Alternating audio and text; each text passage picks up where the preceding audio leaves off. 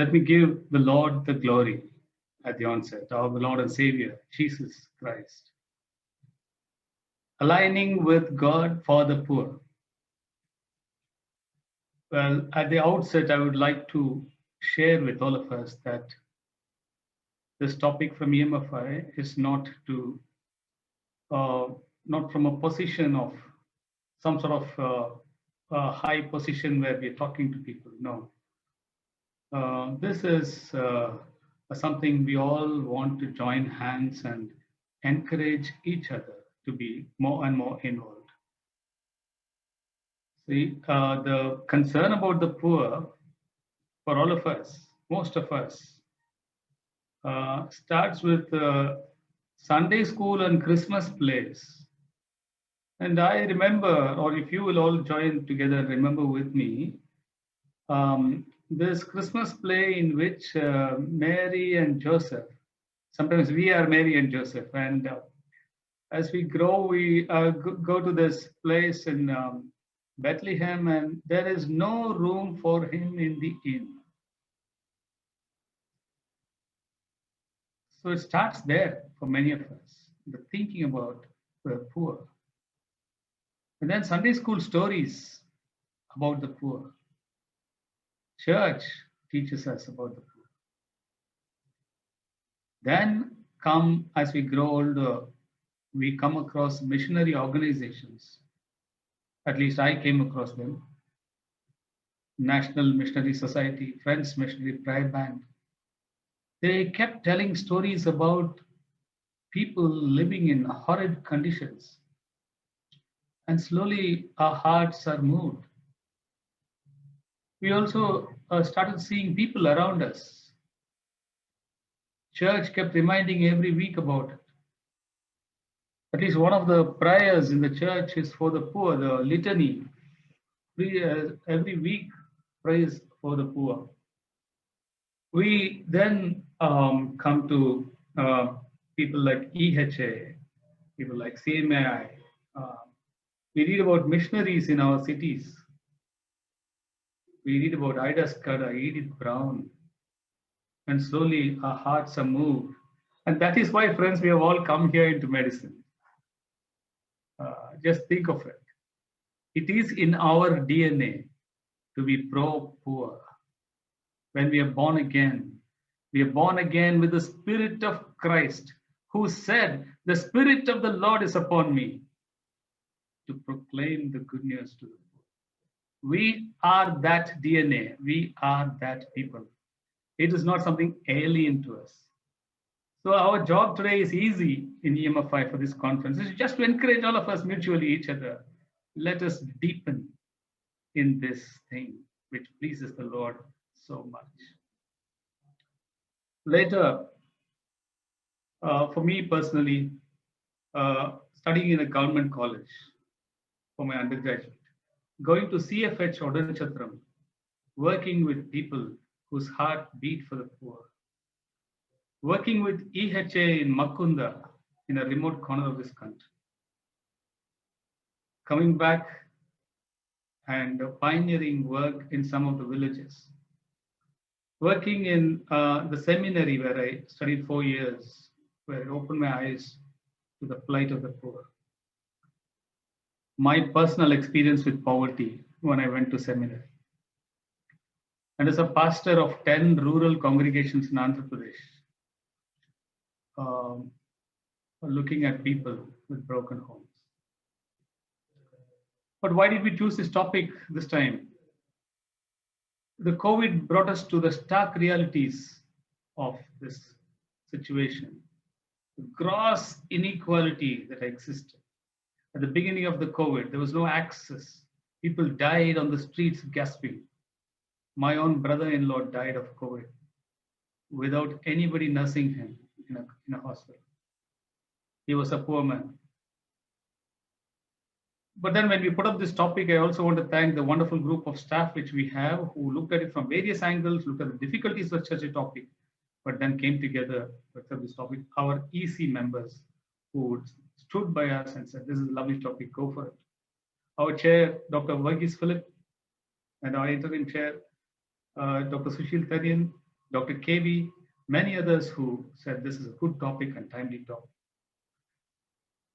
We were greatly encouraged when on January 25th, the Oxfam report came out, which has encouraged us and said we have just chosen the right topic for a time like this. But finally, friends, we are not worthy to talk this topic because we are not epitomes of pro-poorness. None of us are. We are just co-laborers, co-stragglers in this path with each one of you. So we can only wash feet. We can only hold feet. Maybe we can hold hands and say, let us journey in this concern of the Lord for the poor. Aligning with God for the poor, based upon this word from Luke 4:18 to 29. Let us read it together as we go into this. The Spirit of the Lord is upon me, because He has anointed me to proclaim good news to the poor. He has sent me to proclaim freedom for the prisoners and the recovery of the sight to the blind, to set the oppressed free, to proclaim the year of the Lord's favor. Friends, the Spirit of God is from the Hebrew, Ruach Adonai, translated the breath of God. We really don't know what the Spirit is, but can we look at it as the depths of God, essence of God? The very depths of God is upon me because He has anointed me to preach the gospel to the poor.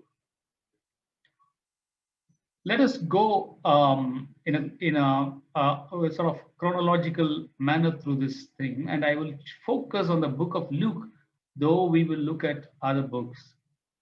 But Luke itself is enough. A very beautiful combination, isn't it? Luke, a doctor and a disciple. And we will look at his book, and this verse occurs in Luke. It doesn't occur anywhere else in scripture except Isaiah. And of the Gospels, Luke is the one who takes it up. The Spirit of the Lord is upon me to proclaim the gospel to the poor. Let us go to the beginnings. When God sent His Son into our world, He gave Him a set of circumstances, a set of people, a group of happenings. He chose for His Son these circumstances. In this Christmas time, when I was in church, I realized the obvious, something which I had always known, but which came to me with clarity. It's not a great discovery, but it's a beautiful thing. God the Father chose for His Son a set of circumstances which makes us to pause and think deeply. See, I have children. When I choose circumstances for them, I choose in a particular way, which will accent and augment their natural capacities and give them a chance in this world to do well. So God chose a set of circumstances for His Son, which was this the set of circumstances the Lord chose? He could have chosen, He's after all the master of the universe. He could have chosen anything. He could have chosen New York. Well, New York wasn't there at the time, but maybe He should have chosen a mighty Babylon or Rome or some wonderful place to give him a good start. After all, it's a project to save the world, isn't it? So must give him a good start. Well, it was hardly what we see on the screen, which was the start. I came across this picture, which whenever I see brings tears to my eyes. I don't know who took this picture. What looks closer when God sent His Son? What looks closer? This picture might be an exaggeration, but what looks closer? Why would he do something like this? Why would God choose a set of circumstances like this for his son? So when God chose to send his son, he chose two people from a city of Galilee called Nazareth. Actually, it's not a city, it's a village. It's really a nondescript village. There's nothing beautiful about Nazareth. Israel itself is an oppressed country when the Lord was born, a conquered nation, small conquered nation. And in that conquered nation, Galilee of the Gentiles, man, look at this. Galilee of the Gentiles, the land of Zebulun and Naphtali is Galilee. Galilee is the northern part of Israel, and it is bashed about, but everybody who wants to come to Africa will have to come through that. So Assyria or Babylon or Assyria or any fellow who wants to bash Israel will come first to Zebulun and Naphtali. And soon Zebulun and Naphtali become such a mixed people because of intermarriage and deportation and all sorts of things, Assyrian captivity. So they called the land of the Gentiles by the Jews. The Sanhedrin talked to Nicodemus at Jesus' trial when they were talking about Jesus. They say, "Are you also from Galilee? Please go and see. No prophet arises out of Nazareth or Galilee. It's no good."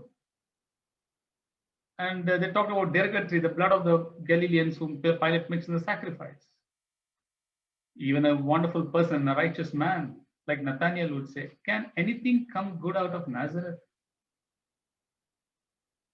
Well, God chose for Paul to be born in Tarsus, a no mean city. It says, no mean city, good city. But he chose for his son, Nazareth of Galilee. 30 years in Nazareth of Galilee. Let's pause and think, why would he do such a thing? Why doesn't he give him a chance? In all our places, no, there are some places in the town or in our offices in Chennai. There are parts of Chennai whom people come from there. We think we don't think so very nice of them. In fact, recently a movie was made about one part of Chennai, and the people objected. They said, "You are stereotyping us." So when we see the pictures of Galilee and the lake of Galilee and all, we are very romantic about the Lord. No, what a wonderful, beautiful blue sea and all that. No, to come from Galilee is a disadvantage. It's not the best way to start a project to save the world. You start with a disadvantage. The prophet Jesus from Nazareth of Galilee. The contrast is very, very stark. We come to the Blessed Mother Mary. There is this beautiful song called the Song of Mary, otherwise called the Magnificat.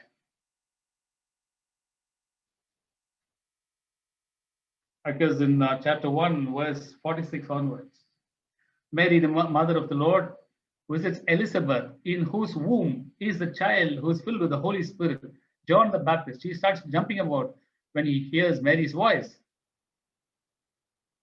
And she tells Mary, "Why is the mother of the Lord come to see me?" And Mary launches into this wonderful song, which we read, "My soul glorifies the Lord, and my spirit rejoices in God, my Savior. He has been mindful of the humble state of his servant. From now on, generations will call me blessed." Mary goes on to speak about the good things God has done for her. But then Mary says something which is very, very provoking, thought-provoking. She says, "He has scattered the proud in the imagination of their hearts. He has put down the mighty from their thrones and exalted the lowly.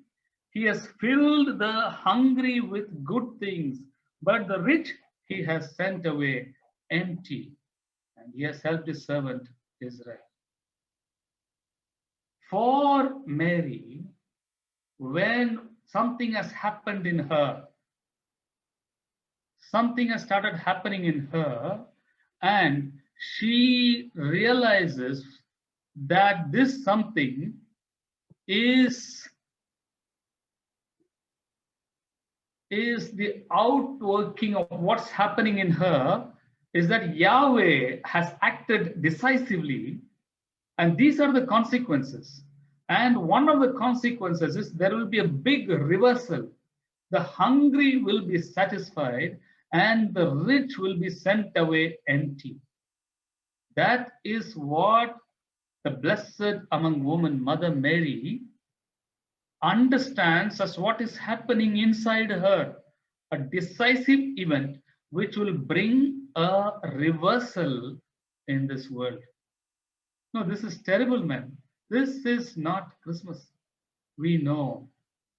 We are looking at beautiful Christmas trees and lights, but Mary is looking at a reversal in this world by the coming of her son, who is announced to her as the Messiah. The humble and God-fearing will rejoice, the poor will be satisfied. But what is worrying is the rich will be sent away empty. The Magnificat is an extremely dangerous document, friends. Please let us read it with humility. The blessed among women, Mother Mary, has spoken these words as inspired by the Lord. Let's go on. So we who read the Magnificat, we are encouraged to expect this to happen. Who are those who will rejoice in this type of reversal, friends? Along with the blessed among women, who are those who will share in this work of reversal? The very thought of such a reversal is not happy news to us. To whom will it be a happy news? It will be a happy news to the poor of this world. Dear friends, are we happy when we hear this is what the Messiah will do?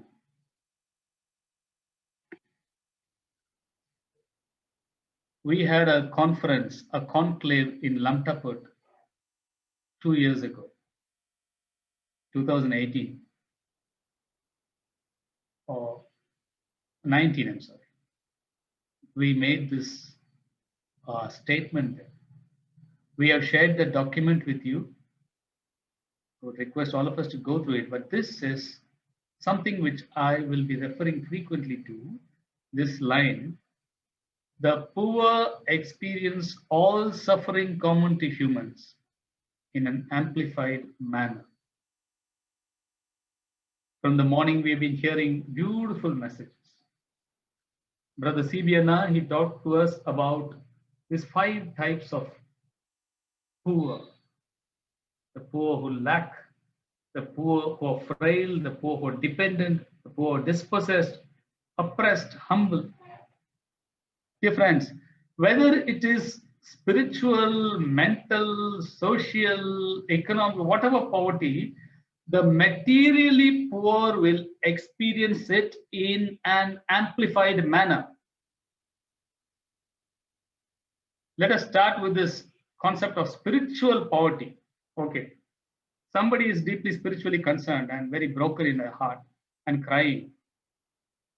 Let us take St. Andrew's Kirk in Chennai. Somebody is very broken. They will have a lot of counselors who will sit with them.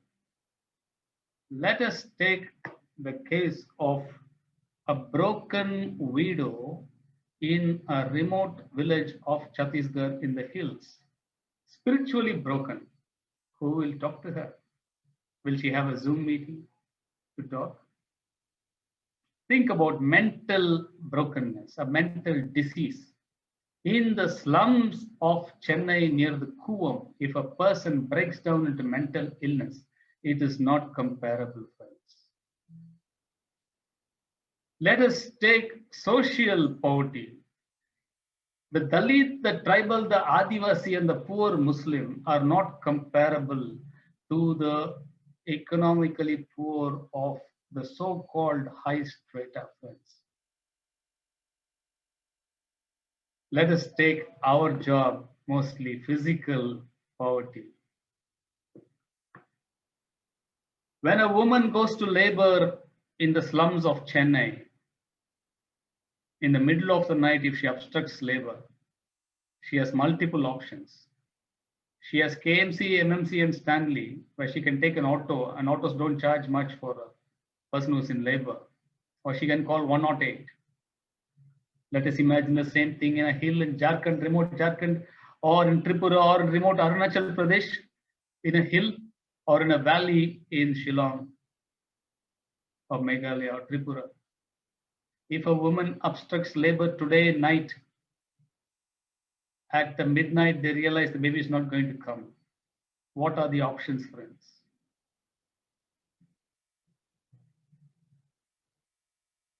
Let us not make the error of saying everybody is poor. No. The materially poor will suffer everything which is common to man in an amplified manner. We'll go to the Lord's birth. An ordinary family caught in the machinations of politics, which was immune to their daily difficulties of the poor. Caesar wanted a census, and he said, from this time, all of you go to your places. Oh, what a wonderful parallel to that one day clampdown in our country. And he said, from tomorrow, we are locking down. And millions started their walk back on roads. Many died in trains, and that pathetic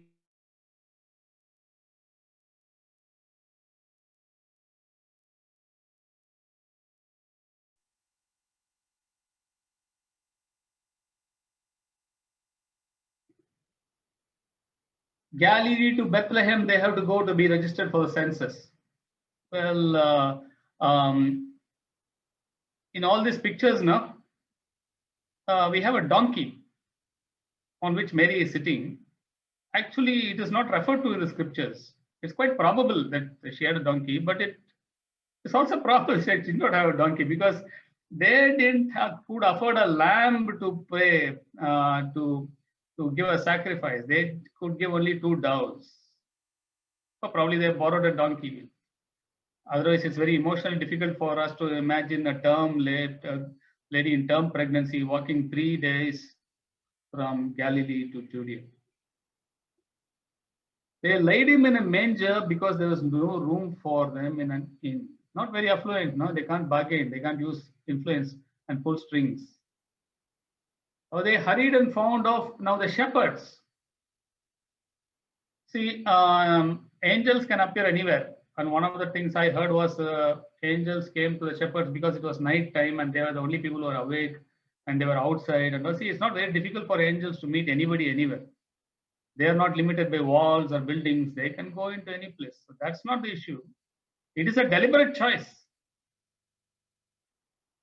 And let's go into this. No, the choice to the shepherds, the revelation given there is a full revelation. He's saying it is not the revelation given to the rich man. Where is he that is born the king of the Jews? No, that's not the revelation given to the shepherds. He is Messiah, the Lord. What a shock, man. Look at this. I think disciples sort of didn't know he was the Messiah. They took a long time. But outright declaration to the shepherds, see, there's a child born and he is, you are Messiah, the Christ, the Lord. See, I'll tell you something. The Lord means Yahweh, man. There's no other Lord for Israel. Specific instructions are given to go and find him. Go to a stable, there will be a manger. In that manger, there will be this baby. That is the, so they pinpoint accuracy. They're not going to the temple, the Herod's place and asking, where is he that's born the king of the Jews? They know where to go. Very specific instructions. And then a big revelation is given to them, which is not given to anybody. And the angels sing the song, peace on earth Goodwill towards men, goodwill towards humanity. Well, this is a matter of philosophers. Huh? This goodwill towards humanity and all peace on earth, it's given to lowly shepherds. The Lord's choice astounds us, friends. Well, the rich will come. They will come on camels from long distance. They'll bring great gifts. But to whom is the wonderful revelation given? They headed off and found Mary and Joseph, and the baby was lying in the manger. This last line I want to stress very much. If it was the king's palace, many would not have had access. The pastor teaching this taught this in this Sunday, in this Christmas, and it stays with me. If it was a king's palace, there will be no access to anybody. So they take the baby to the temple. Mary cannot afford, and Joseph, Mary cannot afford a lamb. So they revert to Leviticus 12:6. Somebody can't afford a lamb. They can give 2 turtle doves or pigeons. So they offer pigeons. They can't afford a lamb. By the time of purification rites required by the law, Mary took him to Jerusalem to present him to the Lord. And in accordance to what is said in Leviticus, they gave a pair of doves or young pigeons. Simeon and Anna, the widow. I put the widow in highlights because in Luke, there will be a lot of widows who will find access to our beloved Savior. He will mention them. Widows, usually very poor, dear friends. The set of circumstances our Father chooses for his Son. Then the Lord is now identified with this migrant population, dear brothers and sisters. In the middle of the night, the king wants to do some changes. He wants to kill him.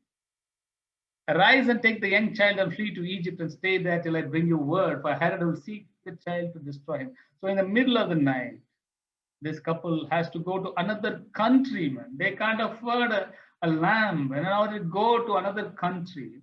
Why is the father dragging his son through this? A newborn baby is being dragged to another country as a refugee, as an alien. And then after some time, take the young child and go back to the land of Israel. When he comes, Joseph finds Archelaus is reigning, and so he goes back. Doesn't go to Bethlehem. He goes back again to the region of Galilee. Galilee of the Gentiles. Can anything good come out of Nazareth? That is the home God the Father will have for his Son who has to save this world. Now there is a messenger the Father chooses to announce his Son. This messenger is a man sent from God. He's sent from God. And this messenger, all the places, he will be filled with the Holy Spirit even before he is born. Luke 1. Fantastic. Oh, great. But the child grew up and became strong in the Spirit, John the Baptist, and he lived in the wilderness. This is, he lived in the wilderness. He is not studying in a seminary. He is not studying in the Gamaliel's school, which is around there. The Lord will choose his messenger in the wilderness. He will make camel's hair, not because it's fashionable to wear a leather jacket, but because it's the only thing that's durable. And he ate locusts and wild honey. Yesterday I was preparing. I came across this verse in Luke 7:33. The Lord tells about John the Baptist, neither eating bread or drinking wine. So that is his messenger. That is his messenger. What an anachronism, what a paradox for somebody who wants to save the world. John spoke through his life, he spoke through his testimony, he spoke through his teaching. We are coming to something very important, friends. I would like you to give some close attention to this, beloved friends. His life, was very simple. Time alone with God, courage. His testimony, there will be one coming who is greater after me, whose sandals I won't be able to unloose. I baptize you with water, man, but he's baptizing you with your Holy Spirit. He's teaching on what is our response. John said, people who are coming to baptize with him, you brood of vipers. Do you think you will escape the wrath? What is this wrath? The axe is kept at the tree, and his winnowing fork is in his hand. He will chop off the tree which does not give fruit. So, prepare for the Lord's coming by bearing fruits of repentance. Prepare for the Lord's coming by giving fruits of repentance. He didn't say prepare for the Lord's coming by crying. It is not even baptism. You can take baptism. But the real preparation is fruits of repentance. The fruits of repentance in the light of the coming judgment. So people ask, what should we do? Shall we put the question like this? What are the fruits of repentance that we should give that will prepare the way of the Lord? Well, the first answer from John is astounding, friends. Astounding. Prepare for the Messiah by anyone who has 2 shirts to share with the one who has none. And anyone who has food should do the same. Dear friends, we prepare for dignitaries, no? We prefer speakers, we prefer pastors, we prepare for politicians. We know what they like. John knows what Yahweh likes. Yahweh likes everybody to have everything. John knows the Father's heart. John knows when the Messiah comes, he will look around. And when there are somebody who does not have a shirt, and when there's somebody who does not have food, the Messiah is broken. And so John makes all frantic efforts to prepare the people. Get ready, men. Please get ready. Share everything you have. Make sure when the boss comes, he sees everybody have everything. There's a beautiful verse in the Old Testament. Each man under his own fig tree. Each man under his own fig tree. What a statement, dear friends. John has not ordered a fast. John has not ordered a midnight prayer. John has not ordered a conference. John has ordered, if you have 2 shirts, give one. The second is also interesting. Tax collectors came to him and asked, what should we do? He just said, don't take commission. Don't take a commission. Just write how much it is. Dear friends, when a doctor in a city writes an MRI for 8,000 rupees, 5,000 rupees comes back to him. When you order a test in a private lab, there is a kickback. When we refer patients to other doctors, the other doctors send us money.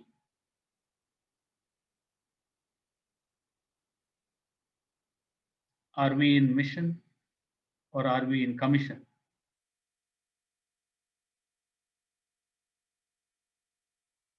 When the people came, the police asked John, how should we prepare and give fruits of repentance because the Messiah is coming? So don't extort money and don't accuse people falsely. Don't threaten people and extort. A recent thing which happened just last week moved my heart. Happened in Ranipet. A very senior person, a colleague in Ranipet, their mother became very ill, cyanosed. So they had taken to CMC, and CMC unfortunately did not have a place because beds were full. And so they took to Vellore Medical College, government hospital. And they said, she's very sick, man, we can't help so much. So they took to the new big multi-specialty hospital which has come up in Vellore. And when they went there, they said 30 lakhs will be the bill. Pay now down payment of 30,000, but 30 lakhs per day might take 10 days. That's around. They took her back to Ranipet, and in 2 days she is well again. 30 lakhs it will take. Don't extort. All the 3 things John told about the preparation for the Messiah is financial. Please check it out if I'm saying something. I cannot say something else. It's what John said. In Luke, in the same passage, just before the Nazareth manifesto, all these things are happening. The Spirit of the Lord is with John from his birth. It is the same Spirit of the Lord who will be with the Lord. And John says, this is the way you will prepare. Repentance for Baptist was an issue of how people earn their money and what they do with it.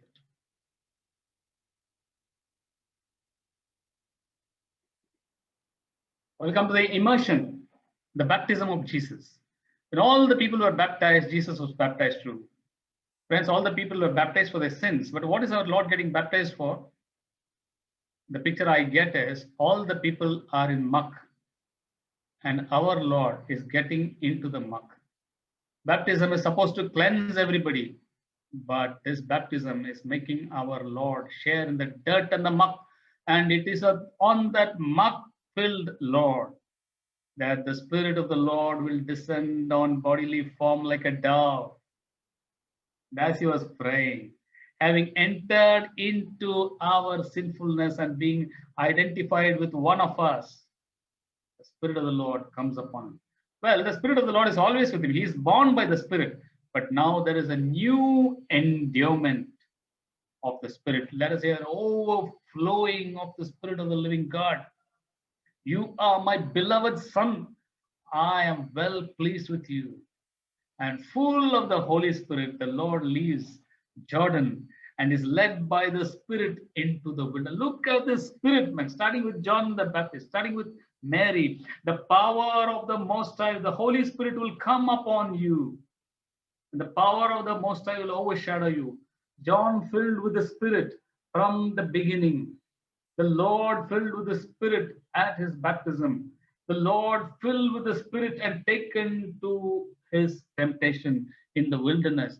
And we'll see this in the temptation. One of the important and final temptations which Matthew puts up and others put up. The devil has played two things with him. Jump from the temple and say, make bread. He has not fallen. So he plays his ace card. That is his ace, friends. I will give you the kingdoms of the world, their authority and splendor. Financial, positional, power, great power. You will worship the Lord and serve him only. Hallelujah. The world, the kingdoms, their authority and splendor are not idols for the Messiah. He will cast them aside. He will serve the Lord.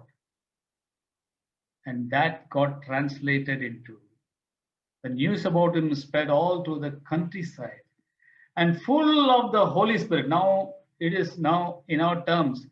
He has done a DM cardiology and he has landed up in Guduvanjeri. Full of the Holy Spirit. That is the best thing that happened to this world.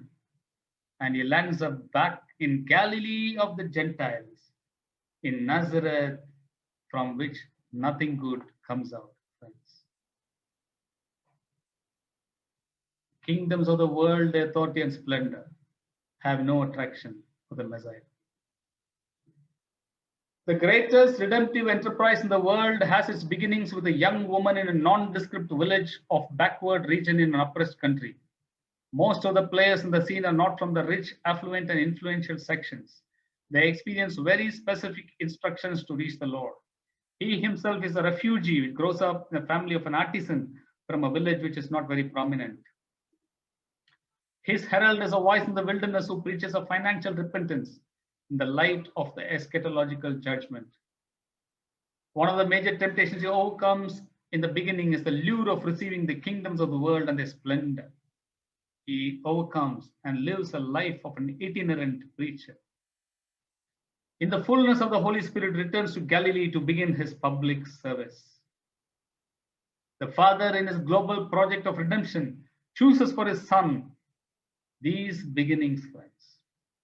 When we plan our lives for his kingdom and his righteousness, it need not necessarily be begun from a place of prominence or from a position of influence or affluence. Dear friends, all of us want to serve the Lord. All of us want to serve his kingdom. That is why we have come to this conference. That is why we have come to hear on a topic like this. We want to be useful in the Lord's hands. I want to tell you, dear brothers and sisters, if you are studying in a college which is not in a city, don't worry. If you are in a place for the last 10 years in a B or C town, don't worry, man. If you have not got a PG, which is not one of the fantastic PGs, don't worry at all. If you have not got a PG also, don't worry at all. If you're going through, your parents are poor, don't worry at all. The Lord's parents are very poor. If you don't have a bike, don't worry. The Lord could not afford a lamb for a sacrifice. If you don't have fine clothes, don't worry. John the Baptist did not have fine clothes. If you have a hunger for the Lord and want to seek him, don't worry. The shepherds were the first to see him, to whom was given the revelation of the Messiah, and they were used to proclaim the Lord. Don't worry about your station in life. It's not at all important. It is of no consequence to the Lord, because the greatest project of salvation, the greatest project of salvation was begun in a nondescript village called Nazareth for 30 years. By the time we finish our DM, or at least an MD, by the time we finished at GM, our Lord was scraping and planing, probably woodwork, making tables and stools in Nazareth. What matters is what Dr. Lankam taught us today morning: faith and obedience, friends. He will use you, dearly beloved. He will use you. He will use you. Wherever you are, he will use you. Doesn't matter at all. The word access, I want to leave with you. It's already come up with when Dr. Reverend CB was talking. This is a very important word, access. Dear friends, there are great hospitals in our country. Huge hospitals. And when the COVID came upon us, those in the below poverty line had only one place to go: the government. And the government was not equipped. The COVID found us gasping for oxygen because there was no oxygen in the country. There were no piped oxygen in the general wards. The mission hospitals could not take them. The mission hospitals also, the bills went up to 40,000 to 70,000 rupees for a person not needing oxygen. How could a BPL come in? Below poverty line. He has lost his wages also. He's a daily wage worker and he has lost his wages in the COVID. And as soon as you go to the hospital, there was a test of 3,500 rupees. And you had to do a CT scan for 7,000 rupees. Dear friends, I have two brother-in-laws. One brother-in-law and the family are rather rich. Their son lives abroad. When he became sick, he got admitted to a corporate hospital in Madurai. There was another brother-in-law. He did not have a job. His son was the only earning member, was struggling. And he waited and waited, thinking it might not be COVID, though I told him on the phone. But then, when he started breathing hard, he went and got admitted in the government hospital. For 3 days, we didn't have news. And then one day he called up and said, "Please come." It was midnight. My sister-in-law does not know anything. She ran there and found there was nobody in the ward, and he was gasping and frothing. She could just hold his hand while he died. Access. Why would have God chosen this for his son? Because there was access. There was access to the shepherds. There was access to the widow. There was access to the crowd. Anybody could touch him. He walked among the synagogues of the villages and the towns of Nazareth and Galilee and Judea. He was everywhere. He walked barefoot. He walked on these hills and the mountains. Anywhere and everywhere, people were accessible to him. His disciples had access to him. They lay down on his breast. He lay down in the tree, under the trees and the mountains. There was access. The Messiah, when he came, was accessible. and his followers were accessible. Dear friends, we are his followers in medicine. Do you know the more degrees we get, the more doors come between us and people? I was just thinking, friends. We get out of house and get into a car and the doors are closed. We go to our hospital, enter into the lobby and enter into a room, the doors are closed. There are several doors. If you're a medical student, there are 2-3 doors before they come to you. And then finish our work, we go back to our gated community and the doors are closed. We live like this for 40-50 years.